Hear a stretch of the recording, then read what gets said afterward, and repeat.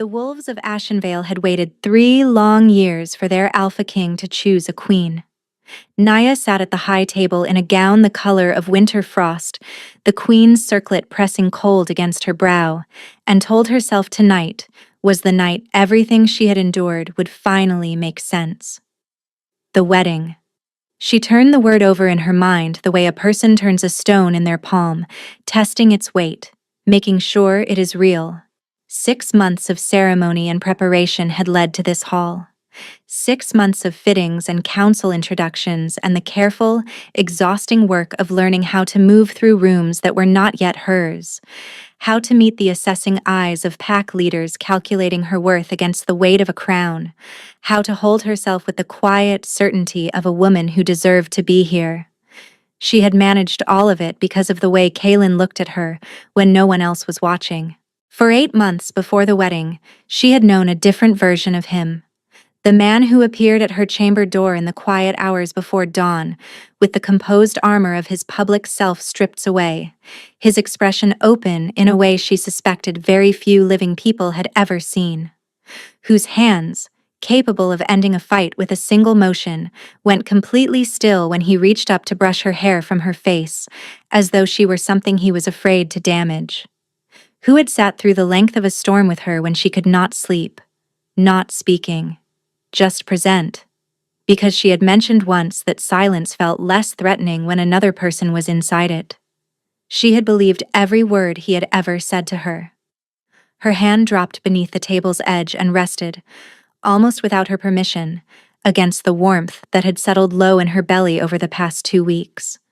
A secret too new and too fragile to speak aloud. Something that had shifted inside her so quietly she might have doubted it, except that the certainty had only grown stronger each morning since.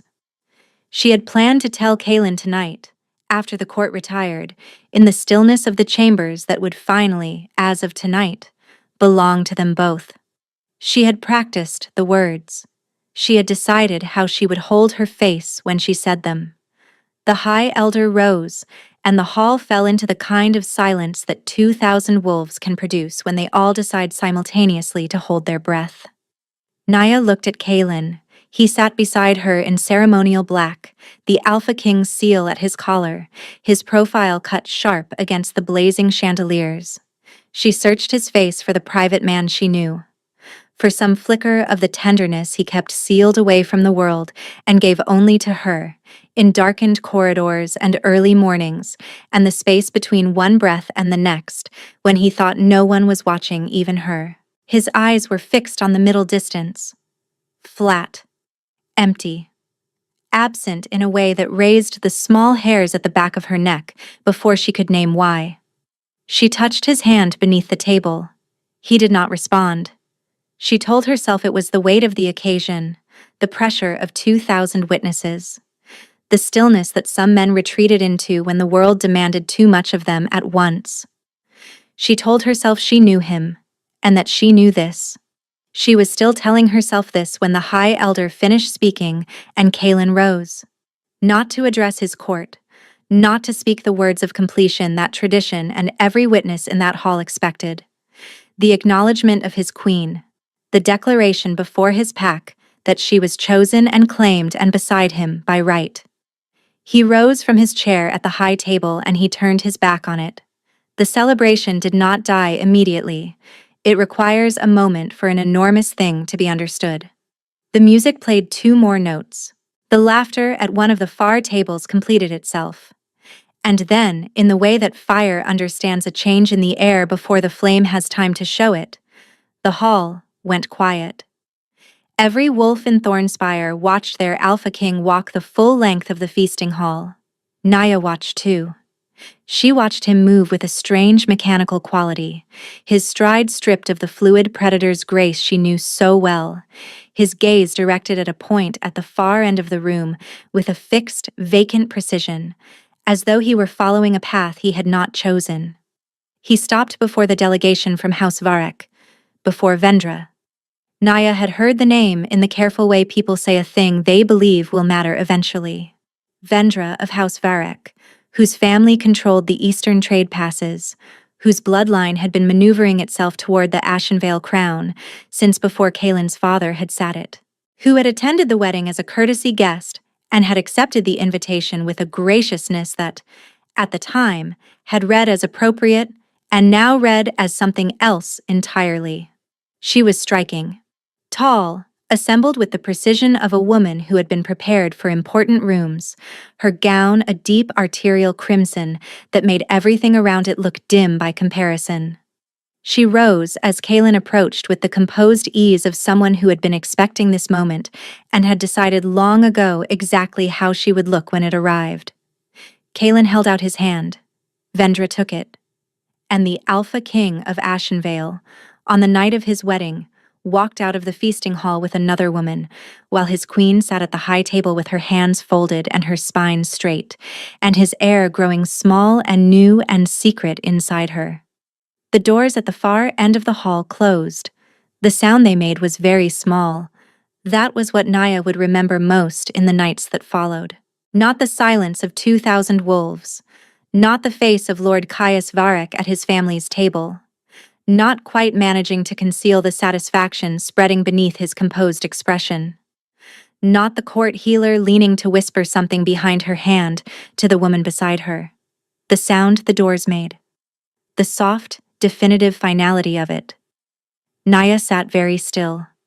The bonding mark at her throat, placed there 3 hours ago in the ceremony that was supposed to begin the rest of her life, burned with a heat that was nothing like the warmth she had felt when Kaelin first pressed his lips to that spot. This was different. A searing, dissonant sensation, as though something had been introduced into the bond that did not belong there. She gave them nothing. Not a tremor. Not a tear. Not a single breath too fast or too slow. She was aware of a hand settling on the back of her chair. She did not turn immediately. She allowed herself 3 full breaths. Then she looked. The man standing behind her had arrived that morning at the head of the Duskral delegation, required by the standing treaty between the 2 kingdoms to attend and witness the union of a neighboring Alpha King. She had been presented to him during the morning's formalities, a brief and formal exchange with no more substance than a dozen similar introductions that day. His name was Sorin. He was the Alpha King of Duskral, which made him the most powerful man in this hall after Kaelin, and he had spent the entire ceremony with the watchful stillness of a person who makes it their business to understand everything and disclose nothing. She had noticed him once, during the introductions, for a single reason. When he had looked at her, his expression had contained no calculation, no assessment of her value, no angle being worked. He had simply looked at her as though she were a person, and then looked away. Now those same quiet eyes held hers above the ruin of her wedding feast, and he said nothing at all, and the hand at the back of her chair was perfectly steady. Naya reached up. She removed the queen's circlet from her brow. She set it on the table between the cooling feast and the scattered flowers and the 2 untouched goblets. And the small sound it made against the wood was the quietest and most absolute thing she had ever done. She rose. She looked at the court of Ashenvale for one moment, at the faces of pack leaders and nobles and warriors who had pledged to follow a crown she had just set down, and she said nothing, because there was nothing left to say. Then she walked toward the doors, and Sorin fell into step beside her without being asked, and behind them the feasting hall of Thornspire breathed out like something slowly going dark. The night air outside was cold enough to cut bone. Naya kept walking. The village of Harrowfin sat at the northern edge of Sorin's territory like an afterthought the rest of the world had quietly agreed to forget. Naya had chosen it herself, 10 days into her stay at Duskral's seat of power, when it became clear to both of them that her remaining inside the capital walls was a problem neither of them could afford. She was a deposed queen under a rival king's roof. Every day she stayed, the story that Sorin had orchestrated her departure gained one more day of credibility in the courts that were already constructing it. She was a liability dressed as a person, and they both knew it. He had not tried to argue her out of leaving. He had simply looked at her across the long table in the room where they had been attempting to negotiate the logistics of her situation, and said that he would arrange whatever she needed, and then he had arranged it. Down to the cottage with the southward-facing windows and the herb garden that had been left to seed by whoever last occupied it. She had not thanked him properly. She was not sure yet how to thank someone for a thing so large it did not fit inside normal words. Now it was deep winter in Harrow Fen, and she had become simply Nara, the quiet young woman from the southern coast who had arrived in grief and stayed because the village had offered her something to do. She delivered medicines to the old and the sick. She sat with the village healer on afternoons when the work was more than one pair of hands could manage. She kept to herself with the kind of consistency that polite people eventually stopped questioning. At night, she lay awake with her hand resting on her belly and thought about what she had left. The bonding mark at her throat had not faded. She had examined it every morning in the small cracked mirror above the wash basin. Among wolf kind, a bond broken or refused was supposed to dissolve within days, the flesh returning to smooth and unremarkable skin, while the bond itself retreated into the quiet category of things that had once been possible and were no longer. It should have been gone inside a week. Instead, it pulsed. Not with warmth.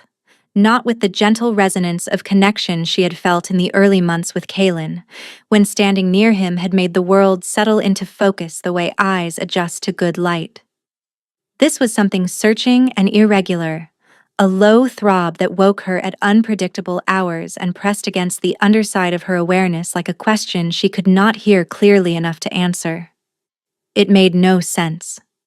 And she was too tired and too careful with her own hope to chase the meaning of a thing that should not exist. Then, 3 weeks after her arrival, on a morning when the frost had sealed every window in the cottage and the fire had burned low overnight, and the world outside was the particular white silence of deep winter, she understood something she had been avoiding. Naya sat down on the stone floor. She pressed both palms flat to her stomach. Outside, a child somewhere in the village was laughing at something.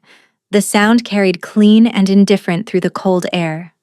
The world continued with the complete unconcern of a world that does not reorganize itself around a single woman's realizations. She was carrying Kaelin's child. The mark at her throat pulsed once, slowly, like something listening. She stayed on the floor for a long time. The trader arrived in Harrow Fen on the first morning of the thaw, his cart loaded with smoked provisions and the accumulated gossip of someone who had spent months on the road moving between kingdoms and talking to anyone willing to buy him a drink. Naya heard most of it secondhand, through old Petra, who ran the village's only inn with the calm efficiency of a woman who had been observing human nature long enough to find it predictable. Petra was not given to alarm. She had managed the steady traffic of border travelers for 30 years and had developed the composure of someone who had heard most stories at least twice. The expression on her face when she appeared in Naya's doorway that evening was careful in a way that was not her usual careful. Naya set down the route she had been measuring and waited. The trader, Petra said, had come through Thornspire 4 weeks ago. He had been present in the capital during the days immediately following the wedding, selling winter stores to the castle kitchens, which meant he had been inside Ashenvale's walls when what happened after the wedding had happened. And what had happened, Petra said, watching Naya's face with quiet attention, was this. The Alpha King had not taken Vendra of House Varric to his chambers on the night of the wedding. Naya went very still. He had been found the following morning in the east corridor, slumped against the wall outside a chamber door he had never opened. He had been alone. He had no memory of the hours between rising from the high table and waking on the stone floor. The court healer had been summoned and had found no injury, no illness, and no explanation that fit neatly into any category. Vendra had been located separately, in a guest chamber on the west wing, equally undisturbed and equally unable to account for herself. Whatever had walked them out of the feasting hall and into the castle's interior had delivered them to separate rooms and left no trace of itself. Naya pressed her hand flat to the work table. But Petra was not finished. The morning after, before his council had assembled, before his guard had been given any instruction at all, the Alpha King had moved through Thornspire with a focused and frantic energy that the court had never seen from him. He had gone, immediately and directly, to a specific part of the castle, to her chambers. He had gone through them with the urgency of a man looking for proof that a thing was real. He had stood in the corridor afterward with the few things she had left behind held in his hands, and the expression on his face had been something the servants who witnessed it did not have words to describe adequately. And then he had begun to search. The whole of Ashenvale knew about it now. Wolves dispatched to every province. Gold offered for information. The court fracturing between those who believed their king had lost his mind to grief, and those who believed that something deliberate had been done to him, and that the answer to what that something was had walked out of the feasting hall that night and had not yet been found. The eastern crops had been failing for 6 weeks. Pack wolves along the border territories were restless, shifting without cause, answering instincts nobody could trace to a source. The Alpha King had not slept in his own chambers since the morning after the wedding. Petra finished speaking and left without asking anything. Naya sat alone in the cottage while the last of the winter light withdrew from the windows. A man who chooses another woman does not search the kingdom for the one he left behind. The thought arrived with the quiet insistence of something that had been waiting to be acknowledged. She pressed it away. She had done this for weeks, and she had become competent at it. The way a person becomes competent at any repetitive and necessary task. But tonight, it did not go as far. The mark at her throat had been burning steadily for the past hour, directional in a way it had not been before, oriented south and slightly east as though her own body understood something she was refusing to. She pressed her fingers to it. She was 3 months into a pregnancy she had told no one about, hiding in a borrowed village under a borrowed name, and the bond that should have dissolved on the night of the wedding was not only still present, but pulling toward a man who was apparently dismantling his kingdom to find her, for reasons that no longer fit the story she had constructed to survive her exile. Outside, the last of the thaw dripped steadily from the cottage eaves, and then it stopped. Naya raised her head. The silence that replaced it was not the silence of a quiet night. It was the silence of something that had decided to be still. She crossed to the window without lighting a candle. The forest at the edge of the village was dark and absolute. She studied the tree line the way a person studies a thing they are hoping to find empty. It was not empty. A shape stood between the oaks at the tree line's edge. Still. Watching. Too large and too deliberate to be anything other than what it was. A wolf. And it was looking directly at her window. She did not move away from the window. The wolf at the tree line held its position with a stillness that was nothing like the stillness of an animal at rest. Animals at rest settle into themselves. This wolf was contained in the way of a person choosing to be still, the way of a being that had a purpose and was giving her time to understand it. A second shape appeared from between the oaks, then a third. Naya stepped back from the glass. She crossed to the back door and pressed her palm flat against it, listening. Then she moved to the side window that faced the lane. Then the small shuttered opening above the hearth that looked out toward the road. There were wolves at all of them, not moving, not advancing, simply present, as though they had arranged themselves to demonstrate that every direction she might choose had already been considered. She counted 7 that she could see. Her hand came to rest on the swell of her belly. She was not going to run. There was nowhere to run to. Whoever had sent these wolves had sent enough of them to make the point clearly, and she had spent too long inside a court of alphas to believe that panic was anything other than information given freely to the wrong people. She went to the hearth instead and lifted the iron hook from its bracket on the wall, because it was the only thing in the cottage with any weight to it, and because holding something solid helped her think. She was still holding it when the knock came. One knock. Deliberate. Quiet in a way that suggested the person on the other side was aware of the sleeping village, and had no particular interest in disturbing it. Not the knock of someone intending to break the door down. The knock of someone who had traveled a long distance and needed her to understand that they were choosing courtesy. Naya crossed the cottage in 4 steps and opened the door before she could reason herself out of it. The man who stood on her threshold was not large. He was middle-aged and lean, his dark hair shot through with silver, his face carrying the specific hollows that months of insufficient sleep leave on a person who is otherwise disciplined enough to hide their condition. He was dressed in the clothes of a common traveler, deliberately unremarkable, which was itself a detail. She recognized him. She had seen him in the corridors outside Kaelin's council chamber on more mornings than she could count. He had always been present before dawn with the patient precision of a man whose entire function was to make someone else's life run without friction. She had learned his name from a castle servant months ago because she had always made it her business to learn the names that mattered in rooms she occupied. Oren, Kaelin's first beta. He looked at her with an expression she could not name cleanly. Relief and grief occupying the same face, and underneath both of them something older and more exhausted than either. "My lady," he said, and the words came out rougher than she suspected he had intended. "I have been looking for you for a very long time." Behind him, at the tree line's edge, the wolf she had been watching lowered its head and sat down in the snow. Naya stepped back from the doorway. He came in.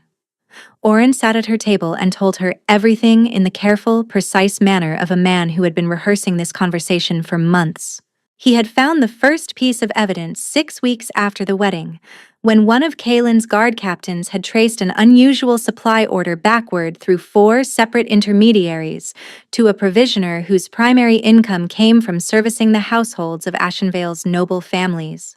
The provisioner had been paid, in advance, and in unmarked coin, to include in the delivery of ordinary wine to the castle's pre-ceremony receiving chambers 3 bottles from a much older and separately prepared stock. Stock that had been treated. The compound was referenced in the oldest pharmacological texts as moonroot extract, derived from a flowering plant that grew exclusively in the high mountain passes of the Eastern Territories. The same eastern passes that House Varek had controlled for 3 generations. It had not been used as a weapon in living memory because its effects were considered too unpredictable for reliable deployment. It suppressed the wolf's instinct entirely while leaving the body's motor function largely intact, producing a kind of occupied vacancy in the affected person. A human puppet with no wolf inside it to resist direction. It erased memory cleanly for the duration of its effect, which ran between 8 and 14 hours depending on the dose. Someone had administered it to Kaelin before his own wedding. They had relied on the fact that a wolf stripped of his instincts would simply follow the most visible social suggestion available to him, which in a hall of 2,000 guests gathered for a wedding was the expectation of the ceremony itself, and the most conspicuously positioned woman in that expectation had been Vendra of House Varek, placed there 2 years in advance precisely for this moment. He had not chosen Vendra. He had been walked toward her by a body that had been emptied of everything that would have refused. Naya kept her hands flat on her knees beneath the table and kept her eyes on Oren's face, and did not allow herself to look away or to feel the full weight of what she was being told. Not yet, because feeling it fully would require her to stop functioning, and she could not afford to stop functioning. She asked the question that had been assembling itself since Oren had said the word treated. Who had ordered it? House Varek, Oren said. The Varek family had been building the architecture of the plan for 2 full years. Lord Caius Varek had ensured his daughter appeared at every significant gathering in the 18 months before the wedding. Every council celebration, every Interpact summit, every occasion where Vendra could be seen and noted as a familiar presence in Kaelin's peripheral vision, because the compound worked best when the target's suppressed instincts had an obvious social context to follow. They had been methodical because the plan required methodology. They had used Kaelin's own wedding as their mechanism because it was the single occasion no one would question why a member of House Varek was standing in the room. When the wedding concluded as they had designed it to, they had expected Naya to dissolve quietly into the category of things the court chose to forget. A queen for 3 hours with no family name powerful enough to anchor a challenge. The kind of wound a kingdom absorbs and moves past inside a season. They had not expected her to walk out with the Alpha King of Duskrall. Naya thought about Soren's hand at the back of her chair. The completeness of the steadiness of it. She looked at Oren. She asked the second question, the one she had been aware of since he first said the name, Duskrall. Oren was quiet for a moment. The quiet of a man choosing his words not to obscure the truth, but to present it as accurately as he could manage. Soren had known, he said, not about the compound specifically, but that House Varric was planning something significant for the wedding. He had intelligence gathered over the preceding year through his own network of sources inside the eastern trade routes, people who moved information the way merchants move goods. He had known something was going to happen. He had come to Ashenvale because he believed his presence as a formal treaty witness might function as a deterrent. He had not warned Kaelin. The silence in the cottage held everything it needed to hold, without either of them putting words into it. Oren said he could not answer why Soren had made that choice. He said Kaelin had asked the same question the morning the intelligence about Soren's foreknowledge had surfaced, and that the answer, or the absence of one, had produced a specific kind of anger that Oren had not seen from Kaelin since the early years of his kingship, when his control over his wolf was still a thing he had to maintain by effort rather than habit. Then Oren withdrew a folded letter from inside his coat and set it on the table between them. The seal was broken. The serpent crest of House Varric pressed into dark wax. It had been taken from a courier moving south through the Duskrall border territories 3 weeks ago. Naya picked it up. The message was 4 lines. The former queen has been located. She shelters under the Northern King's protection, which complicates direct approach. Indirect arrangements have been made in the village where she is kept. The matter will be resolved before the next quarter moon. Kaelin's heir cannot be allowed to exist. She set it back on the table. The quarter moon was 4 days from now. Oren's eyes were steady on her face. The king has been moving toward you for 3 months.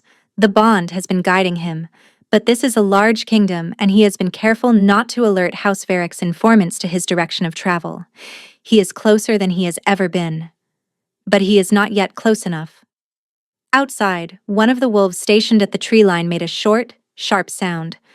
Not a howl. An alert. Then another. Oren was on his feet before the second sound finished. They are here, he said. The first window broke before Naya had finished moving to the back wall. Not an arrow.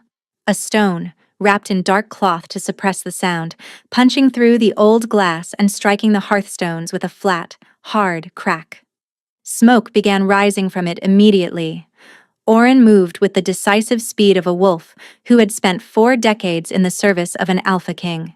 His hand caught her arm and pulled her toward the interior wall, away from the windows, away from the smoke that was beginning to thicken the air with something that smelled like something acrid and chemical, sharp in the throat even at low concentration.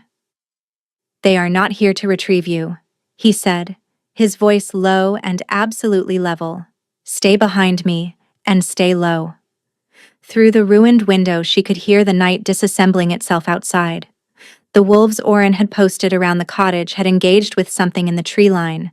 The sounds were close and violent. Harrowfen was going to wake. People would come to their windows and then to their doors, and both of those things would get people killed tonight.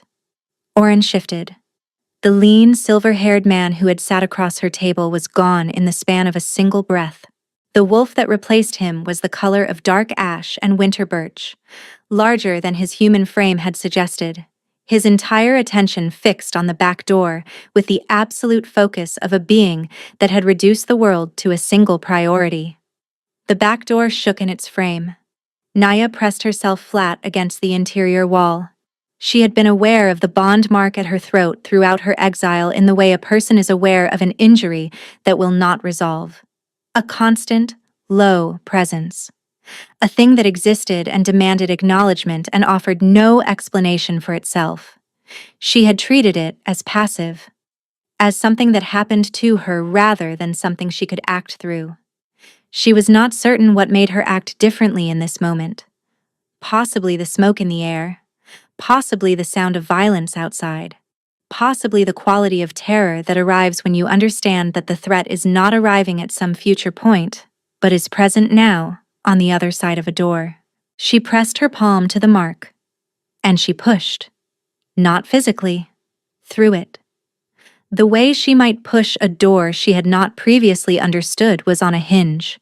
She pushed everything that was moving through her chest outward through the mark, through the bond, through whatever connective tissue existed between her and the wolves circling her cottage, the fury that had been living inside her since the night of the wedding, the grief she had been too careful to fully inhabit, the ferocious, specific protectiveness of a woman whose child was being threatened inside her own body.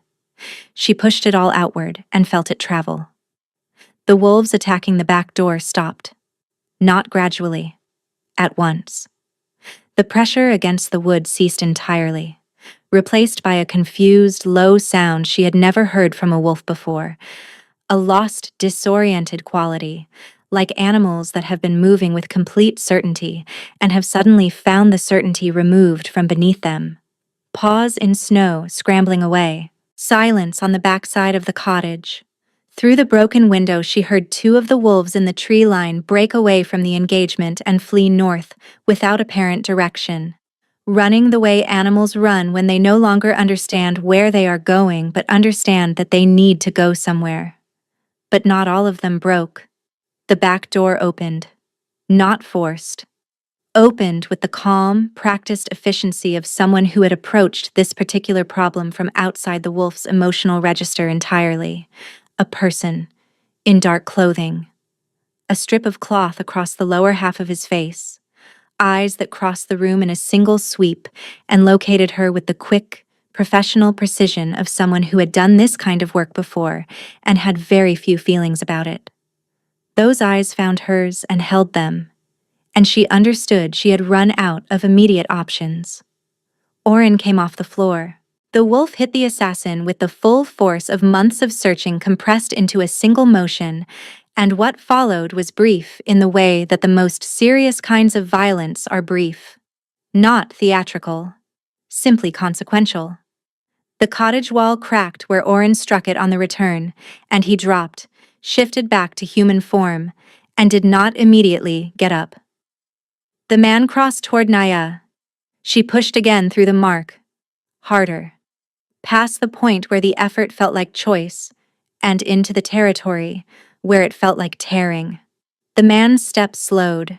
Something registered behind his eyes that was not on the list of things his mission required him to feel. He stopped, but he did not leave. He reached inside his coat a second time. The howl came from the southern edge of the village without warning.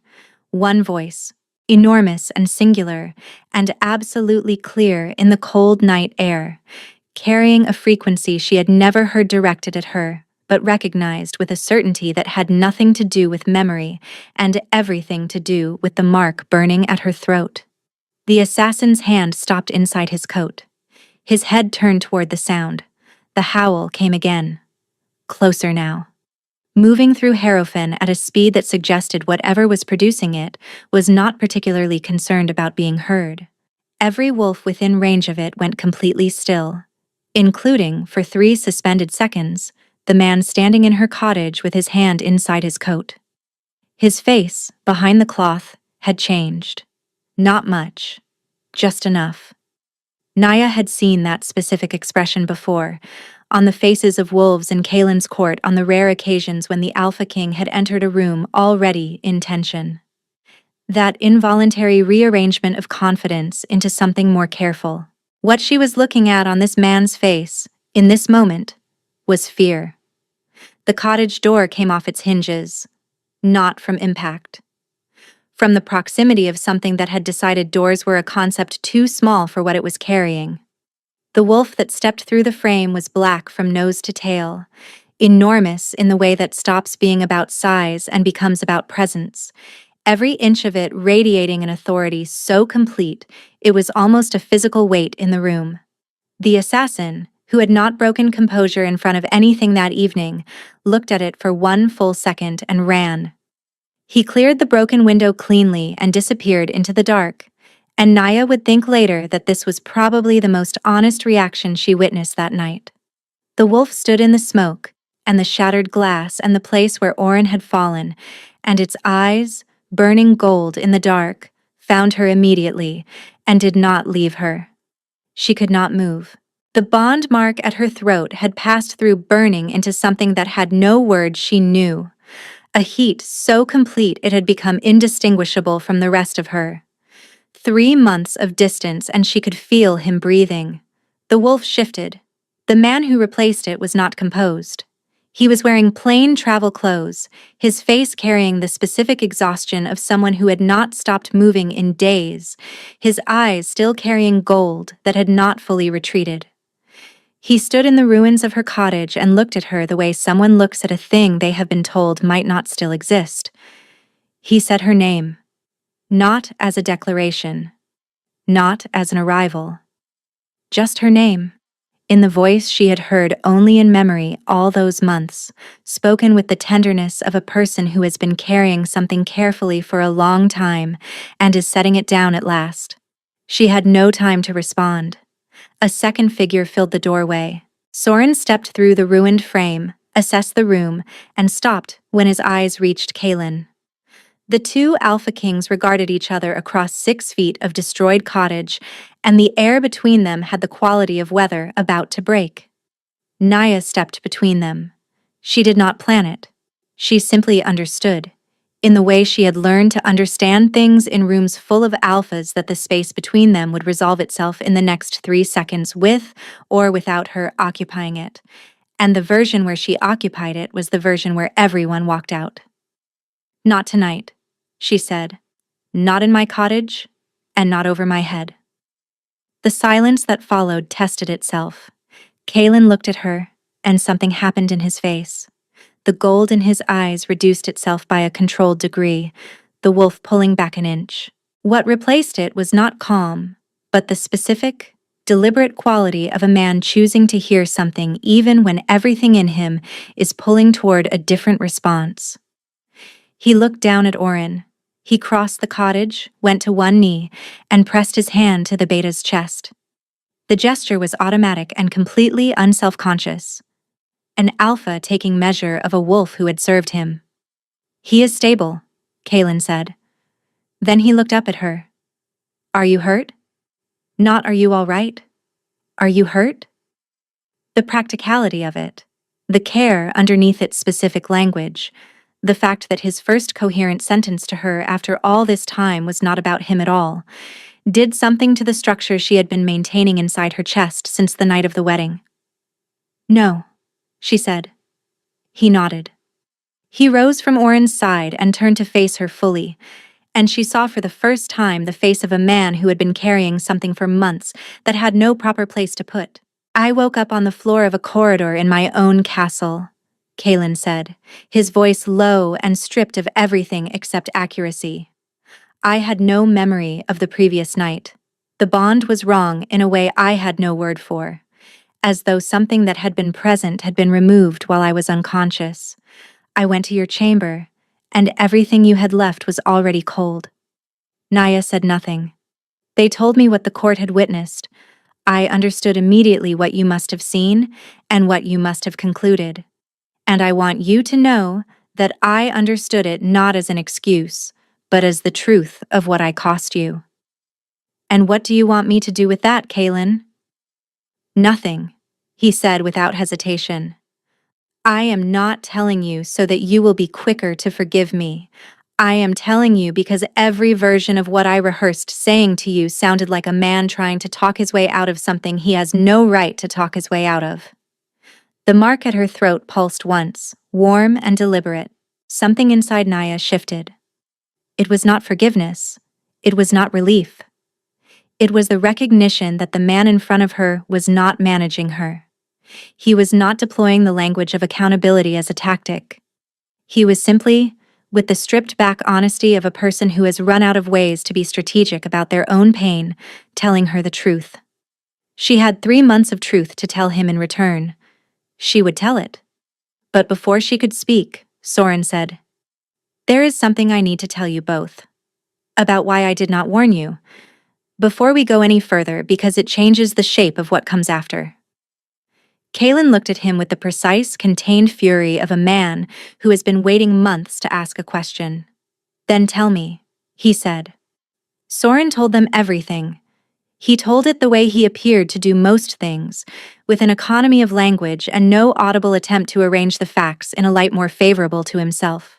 He had developed intelligence over the preceding year, through sources inside the Eastern Trade Network, that House Varric was planning a significant move around the royal wedding. He had not known the specific mechanism. He had known the general intent.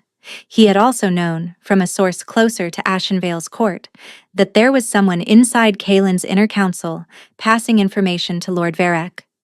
Which meant any direct warning he sent through conventional channels had a meaningful probability of reaching the Varric household before it reached Kaelin himself. He had calculated that a direct warning would alert Varric to change their approach. He had calculated that his presence in Thornspire as a formal treaty witness, an alpha king from a rival territory with no reason to be neutral about any disruption to Ashenvale's stability, would be deterrent enough. He had been wrong. Kaelin said nothing. He was watching Soren with a stillness that was not passivity but controlled listening, the stillness of a person absorbing something they intend to return to at the appropriate moment. Soren continued. "There was a second part," he said.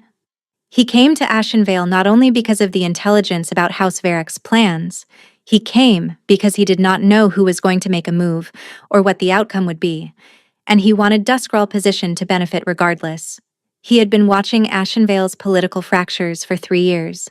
He had been building relationships with pack leaders in the Eastern Territories who were dissatisfied with the Ashenvale crown. He had come to Thornspire with the intent of someone who saw a board about to shift and wanted to be present when it did. When Naya walked out with him, he had understood, in the carriage on the road north, exactly how advantageous her presence in Duskrall was. A deposed queen with a valid bond to the Alpha King of Ashenvale, under his protection. The leverage that implied was substantial. He had not used it. "Why?" Kaelin said. Soren looked at Naya. "Because, after 3 months of watching her survive what your kingdom did to her on her own wedding night," he said, "I found that I could not look at her as a political instrument without understanding exactly what kind of man that made me, and I do not particularly want to be that man." The silence in the cottage was the quietest it had been all night. Naya looked at the floor between them, at the precise midpoint of the triangle the three of them were forming, and she felt very clearly that she was standing inside a moment that would mean different things to each of them for the rest of their lives. Then Kaelin crossed to her. He did not touch her. He stood close enough that she could feel the warmth of him after her months of absence, and he waited. "Tell me," he said. So she told him, all of it. The night of the wedding, watching from the darkness of her own hall as her husband walked away from her. The months in Harrowfen under a false name. The morning on the stone floor of the cottage when she understood she was not alone inside her own skin. When she reached that part, Kaelin went completely still. She kept her eyes on his face. "I was going to tell you the night of the wedding," she said. "I had practiced the words. You were going to come to our chambers after the feast and I was going to tell you, and then—" She stopped. Then she continued. "I have been carrying this alone for 3 months." Something happened to Kaelin's face that she had not seen before. Something structural, as though the composure he maintained in front of the entire world had simply stopped being an available option. He reached for her hand, not to pull her toward him, not as a claim. Just his hand finding hers and holding it with a careful, deliberate pressure. "I am here now," he said. It was not an apology. It was not a declaration. It was the simplest possible statement of a simple and enormous fact, and it was exactly the right thing to say. She closed her fingers around his. It was Oren's voice, rough with pain from the floor that broke the quiet. "My king." A pause while Oren gathered himself. You need to hear what the Varric letter said. And then we need to move. Kaelin did not release her hand. Tell me, he said. Oren told them what the letter contained, what arrangements the Varrics had made inside Ashenvale during his absence, and what was waiting for them in Thornspire. The quarter moon was 3 days away. They rode through 2 nights and a day with barely enough stops to breathe the horses. Naya rode beside Kaelin, not in front of him this time, but beside him, because she had told him quietly as they mounted that she was not a passenger in whatever came next, and he had looked at her for a moment with something in his expression that was not quite a smile, but occupied the same territory, and said only, "No, I know you are not." Soren rode with them. No one had formally asked him to. No one had formally told him not to. He had simply appeared at the edge of the road as they departed Harrowfen, his own horse saddled and ready, and when Kaelin looked at him across the gray morning light, Soren had said there was a source inside Kaelin's inner council he had identified, and that naming, he could not wait. Oren traveled in the cart they commandeered from the village, lying flat for the first day before the wolf's constitution began its slow work, and he was sitting upright by the second morning, gray-faced but functional. Kaelin had jerked his head toward the road and Soren had fallen in beside them, and that was the end of the conversation. Thornspire appeared on the horizon in the gray hour before full dawn, its towers cutting the pale sky the way they always had, and Naya felt the sight of it in a way she had not expected, a recognition that surprised her with its depth. She had spent 6 months learning those spires and those walls. She had walked those corridors in the dark. She had stood at that window and pressed her fingers to the frost. It was not the home she had hoped it would be when she left. She was not certain yet what it was. The scouts Kaelin had sent ahead met them at the outer road with a report that clarified rapidly into a picture with hard edges. Lord Caius Varric had arrived in Thornspire 11 weeks ago, presenting himself as a concerned ally, a senior nobleman stepping in to manage the kingdom's affairs during the period of what he called the King's Bond Grief. He had arrived with 200 of his own people, all of them positioned in key roles throughout the castle, before anyone who might object had understood what was being assembled. 7 council members who had refused to cooperate with his interim authority had been quietly removed from their positions on charges of destabilizing the realm. Vendra had been formally presented to the remaining council as acting queen by a vote of 8 members to 3, the 3 dissenters now under what Varric termed protective custody. 17 pack leaders who had refused to acknowledge the acting queen's authority had been similarly detained. The Varric banner did not fly over Thornspire. Caius Varric was too careful for that. The royal crest remained in place, and he had been careful to present everything as temporary, administrative, conducted entirely in the king's best interests, which meant that when Kaelin arrived, Varric could not run. Running would confirm what he had done. His only remaining play was to stand in the hall he had been occupying for 11 weeks and make Kaelin prove, before the council and the detained pack leaders and the assembled household, that he was the king and not the broken, bond-mad wreck Varric had been describing. The castle gates opened without resistance. Varric had been waiting for them. He stood at the top of the great stairs in the formal robes of a regent, his silver-haired composure intact, Vendra arranged precisely at his right side. He spread his hands in a gesture of welcome that contained every calculation he had ever made, and when he spoke, his voice carried through the forecourt with the studied ease of a man who had been preparing this moment for weeks.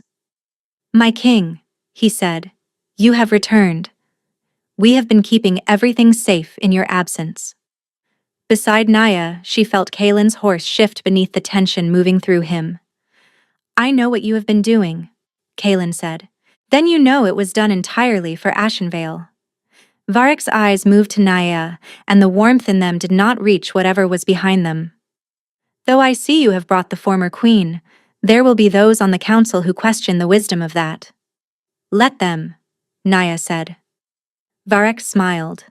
"The council chamber is assembled, my king. I suggest we resolve the questions of legitimacy and succession before anything further is decided." He turned and walked inside. And they followed him in. All of them, because it was the only direction the situation had left.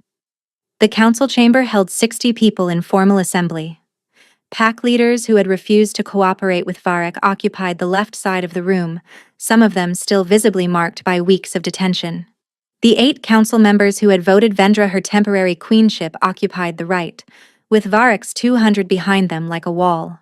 The remaining 3 dissenters who had survived their removal sat against the far wall with the careful stillness of people who had been waiting to see how this ended. Vendra sat in the ceremonial chair at the council table's head. She rose when they entered.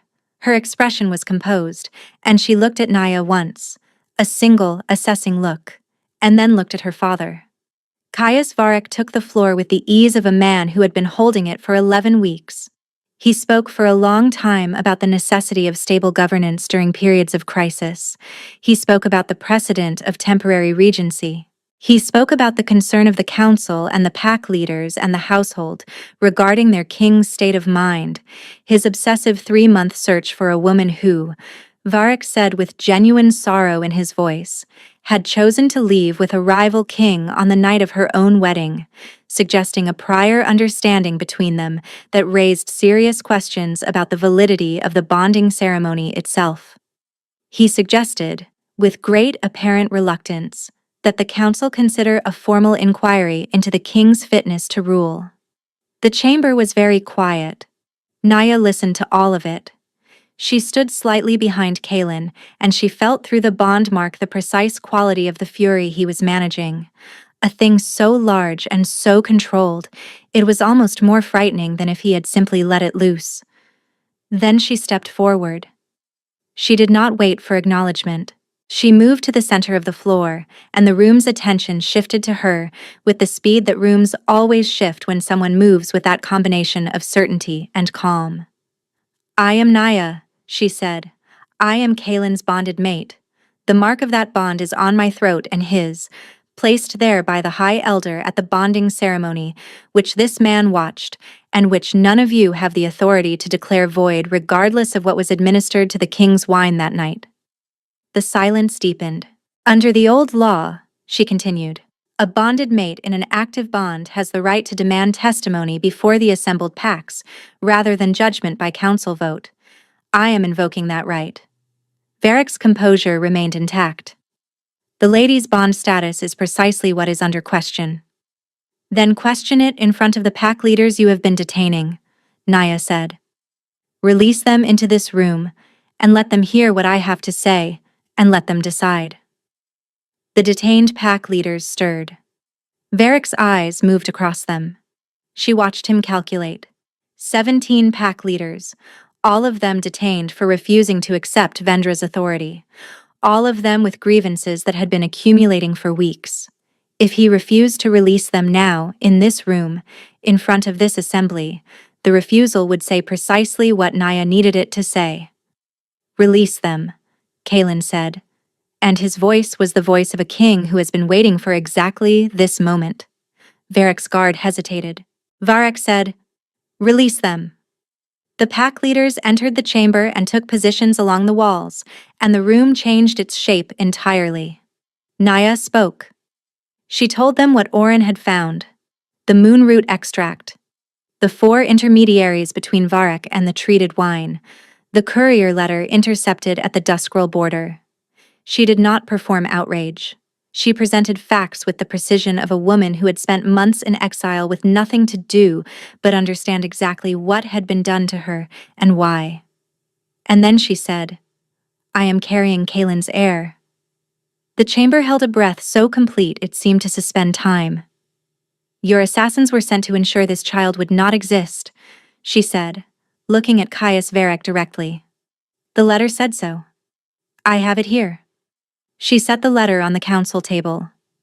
Varric's composure had not broken. It was extraordinary to watch, the degree of control the man possessed. But something had shifted in it, a hairline fracture that widened by a fraction as Naya stood in the center of his carefully constructed architecture and refused to be the secret he needed her to be. "Seize her," he said. His guard moved. Soren stepped in front of her. Not Kaelin, Soren. The Alpha King of Duskrul, who had no formal standing in this chamber, who was present as a treaty witness and nothing more, planted himself between Naya and the Varek Guard with the absolute, unhurried authority of a man who has made a decision and has no interest in discussing it. "I would not," he said. The guard stopped. Kaelin looked at Soren for a moment. Something passed between the two men that Naya could not read precisely but recognized as significant. Then Kaelin turned to face the council chamber fully, and the thing that had been building in him since the cottage, since the wedding night, since months of searching, finally broke the surface. Kaelin shifted in the council chamber. He had not done this in a formal assembly in 11 years. The standing prohibition against it existed for good reason. An alpha in wolf form in a closed room of 60 people was not a display of authority, but a disruption of it. An act that bypassed the entire framework of governance and appeal that distinguished a king from an apex predator occupying a building. He did it anyway. The shift took under 2 seconds, and the wolf that replaced him was not the frantic, searching animal that had burst through Naya's cottage door. This was something different. This wolf had arrived. It stood in the center of the council chamber with a stillness so complete it seemed to draw the air in the room toward it, and every wolf present, including the ones in Varek's guard, felt the full, unmedicated weight of an alpha who had been separated from his mate and done permitting obstacles. Nobody moved. Naya felt the bond respond. Through the mark at her throat, through the thread she had been learning to push outward throughout her exile, she felt the full force of what was moving through it from his side. It was not the searching, desperate pulse of the weeks in Harrow Fen. It was something complete and present, the way a fire feels when you are standing at its center rather than watching it from a distance. She laid her palm flat against the mark at her throat, and instead of pushing, she pulled. She had never tried this. She had pushed in the cottage with fear and fury and protectiveness, and it had worked in the ways it had worked. But this was different. This was not about driving something away. This was about drawing something home. She pulled on the bond with everything she had, every honest thing she had felt through her exile, and refused herself the luxury of fully feeling. The grief of the wedding night, the cold mornings in Harrow Fen, the morning on the stone floor when she understood she was not alone, the nights she had spent convincing herself the dreams were not real when she had always known, underneath the argument that they were. The moment in the cottage when Kaelin had said her name the way he said it, and her body had understood something before her mind had formed words around it. She pulled it all toward the bond and let it move. The wolf in the center of the council chamber raised its head. It turned toward her. Every person in that chamber understood they were watching something that had nothing to do with politics. The wolf crossed the floor and stopped before her. And then, with a slowness that had nothing threatening in it, it shifted. Not the explosive brevity of combat, the long, deliberate shift of a being choosing to return to human form, because the human form was the one that could speak to her. Kaelin stood in front of her in the center of the council chamber. He was breathing hard. His eyes were still holding gold. He looked at her face with the total attention of a man who has stopped dividing himself between this moment and any other. He spoke the formal words. Not the wedding ceremony words, the older words, the words that existed before ceremony did, before protocol and council and the architecture of governance that had been built around the simple and enormous fact of what a true bond between two wolves actually was. He spoke them to her, in front of 60 witnesses, and the pack leaders along the walls and the council members whose votes had been engineered by someone who had not understood that you cannot vote on a fact. The mark at her throat did not burn. It settled. The sensation was so distinct, so complete, so absolutely unlike the restless pulse it had maintained through her exile, that Naya understood without needing it explained to her that this was what finished felt like. Not dramatic, not loud, just finally, fully present. She said the words back to him. The old words moved through the chamber, and from the pack leaders along the walls the first sound came, Not a howl, not a cheer. Something quieter and more serious, the sound of wolves recognizing something true. Caius Varek moved. He had waited, Naya would think later, with considerable discipline. He had watched his entire construction disassemble piece by piece in front of an audience that had been assembled specifically to witness it. He had watched his guard stopped by Sorin and his authority stripped by testimony, and his legal architecture dismantled by a woman who refused to be invisible. He had contained all of it behind that extraordinary composure. What broke it was not the bond. It was the sound of the pack leaders. He drew the blade from inside his formal robes and moved toward Naya with the committed speed of someone who understood one option remained. Naya saw it before it arrived. She pushed through the bond, harder than the cottage, harder than anything she had done before. She pushed with the full force of a completed bond behind it, not just a thread now, but a connection that ran in both directions with nothing blocking it. And what moved through it was not fury and not fear, but something that had no name she knew, the specific ferocity of a woman protecting the life she has decided to keep. The chamber full of wolves staggered. Varek's hand faltered. The blade caught the light and missed. Sorin caught Varek from behind. The man went down. Vendra looked at her father on the floor of the council chamber, and the composure she had maintained through the entire proceeding collapsed at once, not dramatically, just completely, in the way that composure collapses when there is nothing left to maintain it for. She said, "I did not know about the child." Her voice was very small. "I did not know they were going to send anyone after her." Nobody responded to that immediately. Oren's voice came from the doorway, thinner than it should have been, rough with the effort of having crossed the castle on an injury that had not yet had the time it needed. "My king," Oren said, "I have the list of Varek's informants inside the council. All 7 of them, including the primary source Lord Sorin identified. I believe this would be a good moment to present it." Kaelin did not look away from Naya. "Yes," he said. "I believe it would." The business of aftermath took the rest of that day and most of the next. Caius Varek was placed in custody before the council chamber had been fully emptied. The 7 members of the council identified by Oren's list were removed from their positions pending formal inquiry. The 17 detained pack leaders were released without conditions and given the specific and formal apology that Kaelin delivered to each of them individually, which was not required by law and was entirely consistent with the kind of king he was and had been before the Varek plan had stripped these past months from all of them. Vendra was not imprisoned. She was escorted from Thornspire with 3 members of household staff and her personal possessions, stripped of the title and standing her father had arranged for her, and given 7 days to reach the family's eastern estate before a formal hearing would begin into her knowledge of what had been planned. Whether she had known all of it, or part of it, or none of it would be determined by testimony rather than assumption.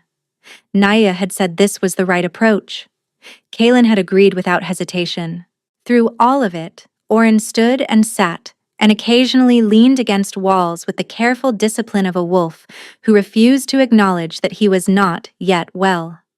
On the second morning, Naya found him in the corridor outside the king's council chamber, seated on a stone bench with his eyes closed and the particular gray color to his skin that she recognized from her time working alongside the village healer in Harrowfen. She sat down beside him. She had not done this before. What she had done in the cottage was reactive, instinctive, driven by the desperate energy of a crisis. She had pushed through the bond with emotion and found that it moved. She had pulled through it in the council chamber with something more complete, and found that it could carry more than she had understood. Whether this was possible she could not say with certainty, only that she suspected it the same way she had suspected the push before she did it, as a thing that lived in the logic of what the bond actually was. She pressed her hand to Oren's arm. She pressed the other hand to the mark at her throat. She pulled on the bond the way she had in the council chamber, but instead of drawing it toward herself, she tried to redirect it, to aim the warmth of it outward toward the cold gray she could feel under her palm. Not fury this time, not grief. Simply the warmth of a bond that was running clean and complete and full. Oren breathed in sharply. He opened his eyes. Color returned to his face with a slowness that she found obscurely more moving than the rapid changes of the previous 2 days. Not dramatic, just gradual and honest and real. His expression, for a long moment, was the one she had seen at her cottage door, the relief and the grief together. But this time there was something else underneath them. Something that looked, improbably, like awe. "My lady," he said, and this time the roughness in his voice was not exhaustion. She removed her hand from his arm. She said nothing, because some things do not require commentary. Soren left on the 3rd day. He came to find her in the garden that she had started learning the layout of again, in the early morning before the day's work began. He stood at the garden's edge with his horse's reins in his hand and the quiet he always carried. And he said that Duskrell's political situation required his attention, and he had stayed as long as he could reasonably justify. She told him she understood. He nodded. He looked at her with those river-deep eyes, and she understood that he was allowing himself one honest moment before he closed it. He said he hoped the child would be healthy. He said he hoped the kingdom would be steady. He said with a careful precision that he had not regretted the decision he made in the feasting hall, to stand at the back of her chair. He never said he regretted the decision he had made before that. The one in the carriage, the calculation he had attempted and then quietly abandoned. It did not need saying. Naya said, "You will be a good king, Soren." He looked at her for a moment, then he nodded once more, mounted, and rode north. She watched him go until the road curved and took him from sight. The daughter arrived on a warm evening in late summer. She was small and certain, the way some people are certain from the first moment, with her father's black hair and eyes that were already deciding what color they would be, and Naya's particular expression of focused assessment that Kaelin had been watching across rooms for the better part of 2 years. He held her with the hands of a man who has carried the fear of loss for a long time and is only now beginning to understand that the thing he feared losing is here, in his arms, looking up at him with complete and unsentimental attention. He did not speak for a long time. "Her name," he said finally, without looking up from the child's face. "You choose," Naya said. He thought about it.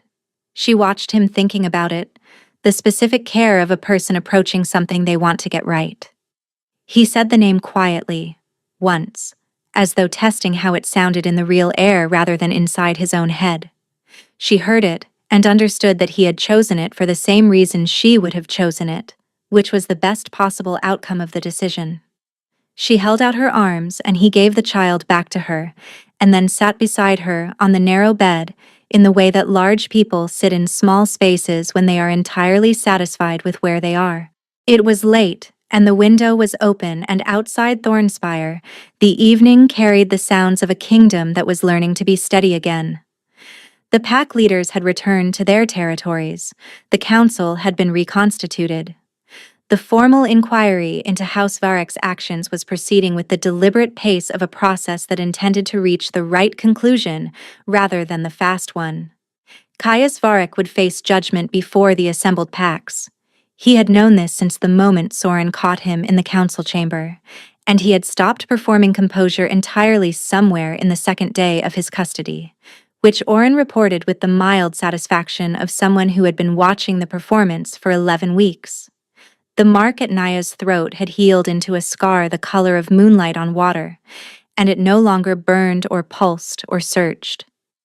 Kaelin pressed his lips to it. She felt the bond hum between them with the warmth of something that could not be manufactured, that could not be legislated into existence or engineered through a compound in a wine bottle or dismantled by 3 months of separation and grief and exile and everything that had been assembled against them. She felt the child in her arms. She felt the warmth of him beside her. She felt the scar at her throat under his lips, and she felt it for exactly what it was, a beginning that had refused to be an ending. Always, she said softly to both of them and to neither of them and to the room that had become the thing she had learned, against considerable evidence, to call home. Outside, a single wolf lifted its voice in the spring evening, then another, then more, until the whole of Thornspire was ringed with sound. Not grief this time, not searching. Something that had finally, completely arrived.